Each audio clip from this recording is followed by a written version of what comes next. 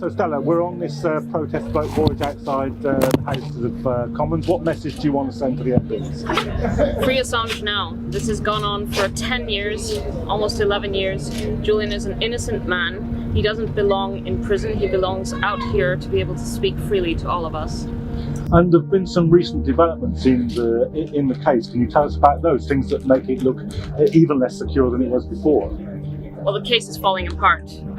Over the weekend, an investigative newspaper in Iceland, one of the most well-respected newspapers in Iceland, published an interview with the Department of Justice's key witness, in which he recanted the claims that are in the indictment that Julian is being extradited over. So. The indictment is based on false testimony. There are lies in the indictment, and there are lies that have made all their way into the judgment. And obviously this case should be dropped, and he should be freed immediately. And this is on top of the fact that we now know from a case in Spain that the CIA spied both on Julian and on his lawyers. That's right, they spied on the lawyers. Julian has not had an ability to defend himself.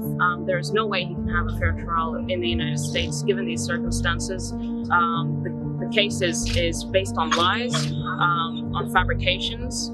It's abusive, it's political, and the longer this goes on, the more obvious it becomes, and I think it's obvious to everyone. Okay, now you saw Julian for only the second time in months earlier this week, and there were a bunch of MPs down there delivering a letter of protest to Belmarsh's governor. What was all that? Well, what has been happening progressively since March 2018 is that Julian has been increasingly silenced over time.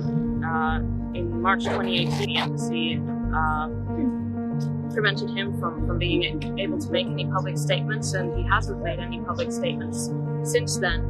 Then he was kidnapped from the embassy, taken to Belmarsh High Security Prison, and increasingly hidden from view, hidden from the world, silenced. And so the refusal by Belmarsh to allow an official visit by members of Parliament, of the UK Parliament, is just another episode in this progressive silencing and hiding Julian from view, even from our elected representatives.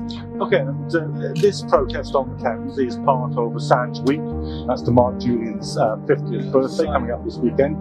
What else is going on? And there's some more events, you know. There's Assange Week 2 next week. That's right, we've decided to extend it. There are events going on every day. On Julian's birthday, the 3rd on Saturday, we're going to have a big picnic on Parliament Square in London.